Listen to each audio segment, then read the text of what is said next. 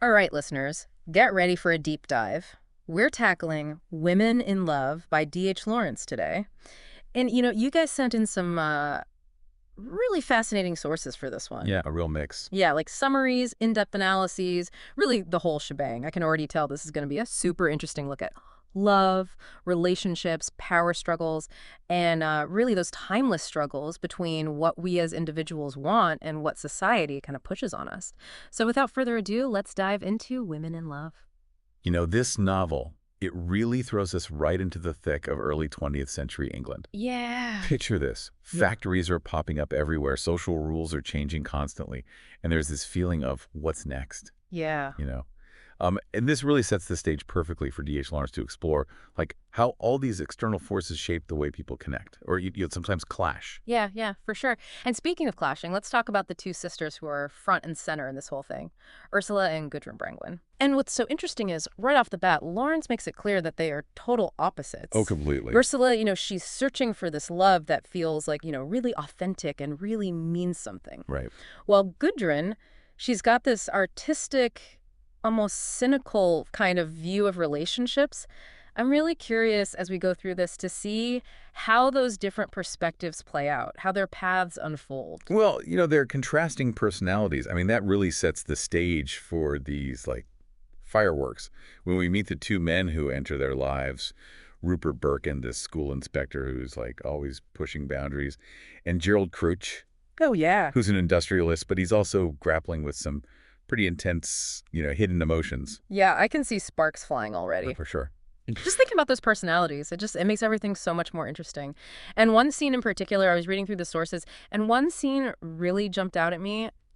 That scene where Gerald, he like tames this wild horse. Right. Almost like right away, Lawrence is giving us this little peek into who Gerald is, like right from the start. Oh, it's more than a peek. I mean, it's foreshadowing. Okay. Gerald, he has this deep need to be in control, and that need, it just kind of bleeds into his relationships too. And it makes you think, how's that going to go with Gudrun? Yeah. Because she is so fiercely independent, not one to be tamed easily. Right.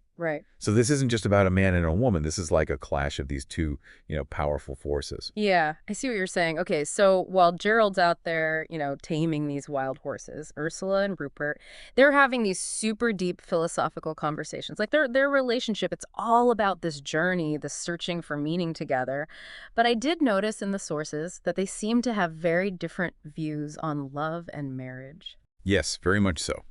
Lawrence was very interested in this idea of what he called blood consciousness, this primal, instinctual connection between people. And Rupert believes that this kind of connection, it's essential for a truly fulfilling relationship.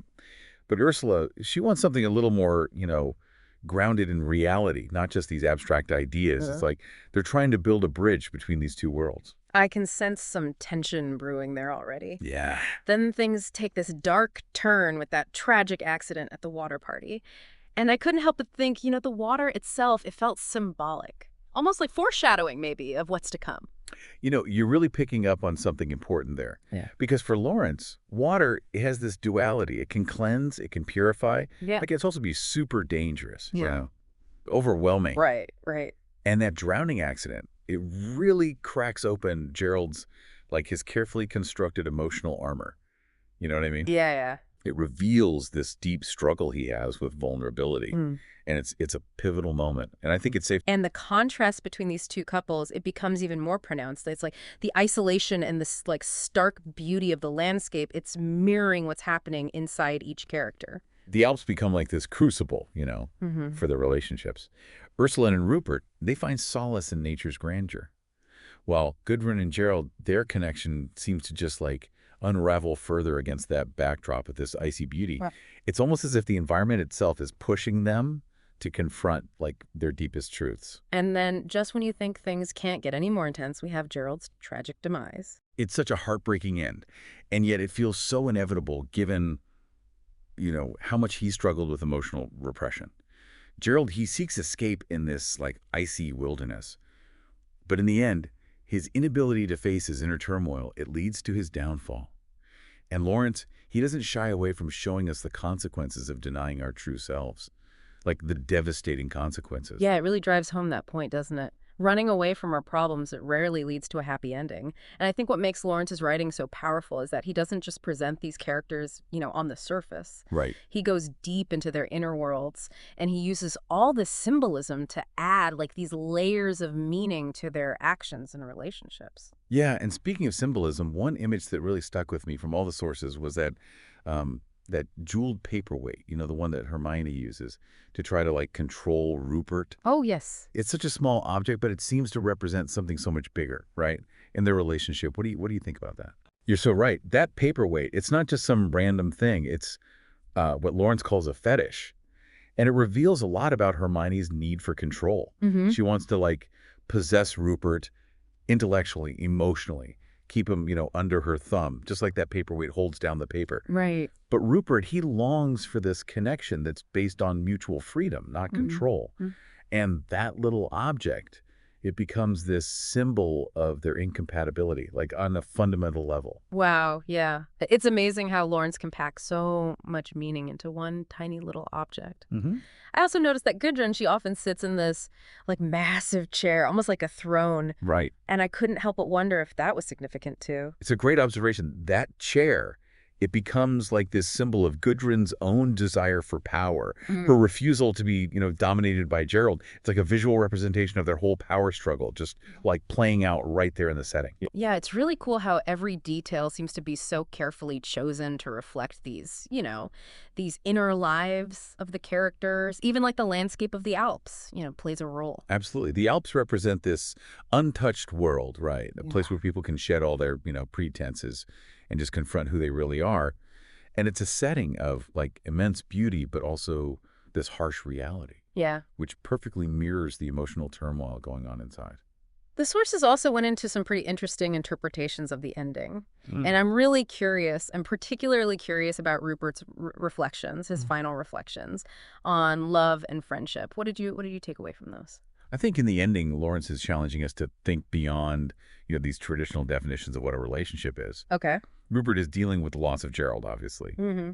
But he's also wrestling with this feeling of unfulfilled potential, Yeah. He longs for this like deeper connection between men, a bond that goes beyond like just typical friendship. But he also recognizes that it's really hard to achieve that kind of connection in a world that often values competition over, true intimacy. Right. Yeah. So we're left with this sense of tragedy, but also maybe a glimmer of hope for a different kind of love, maybe even one that goes beyond those traditional romantic relationships. Exactly. Lawrence doesn't give us any easy answers. He leaves us with this sense of ambiguity, Yeah. like inviting us to really think about the complexities of human connection and the search for meaning in a world that's constantly evolving. It sounds like Women in Love, it's one of those novels that stays with you long after you finish reading it. It makes you confront these big questions about love, about relationships, about what it means to be human. It really does. And that's what makes it such a timeless work. I mean, it speaks to these like universal desires for connection, for freedom, for fulfillment. And those transcend any time or place, really. Yeah. Almost like Lawrence is holding up a mirror, right? To those anxieties of his time.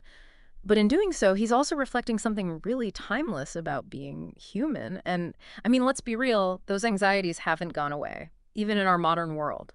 It's true. That's really the mark of a truly great writer, isn't it? Yeah. To be able to capture something so specific about a particular time and place, but also tap into these deeper, more universal truths that resonate with, people across generations. Totally. And, speaking of connecting across time, it strikes me that, Women in Love is just as relevant today as it was over a century ago. We might not live in the same world as Lawrence's characters, but we're still facing a lot of the same challenges, Yeah. The pressures of modern life, the search for identity, the search for purpose, and, that deep longing for genuine connection. Yeah, I mean, it really makes you think, what would Lawrence think of our world today? Oh, for sure. I mean, he was writing about all these anxieties that came with industrialization. And But those anxieties, I feel like they've just morphed and gotten even more intense in our digital age. What do you think? Do those same themes of love and freedom, the search for meaning, do those still resonate in the same way? Totally, totally. In fact, I'd say they're probably even more relevant now. Think about it. We're constantly bombarded with images of these perfect relationships. We're always connected, but then so many people still feel isolated.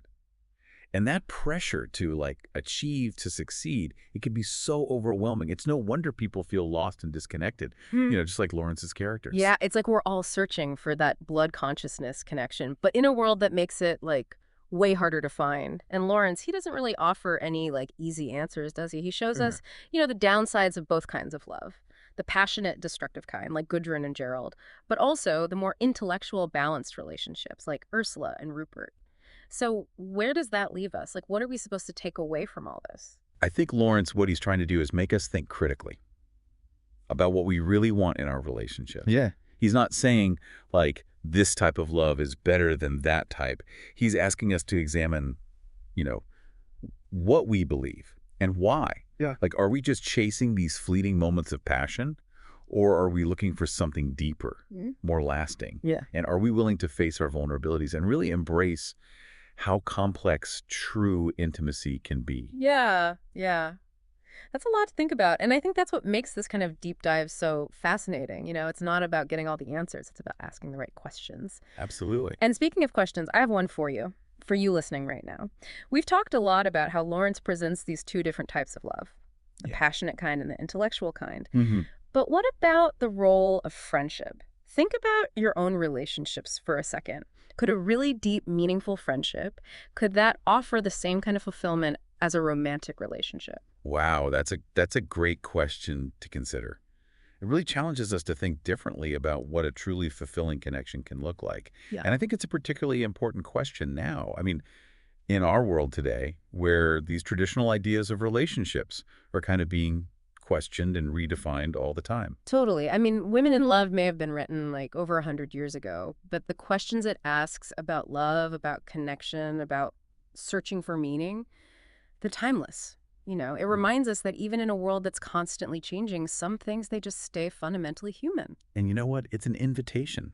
It's an invitation to keep exploring, keep questioning, and keep diving deep into, the complexities of life and the human heart. Well said. And on that note, we're going to wrap up our deep dive into D.H. Lawrence's Women in Love. It's been a pleasure. Yeah, this was a great conversation. A big thank you to everyone who sent in their thoughts and sources on this one. And as always, keep those deep dives coming.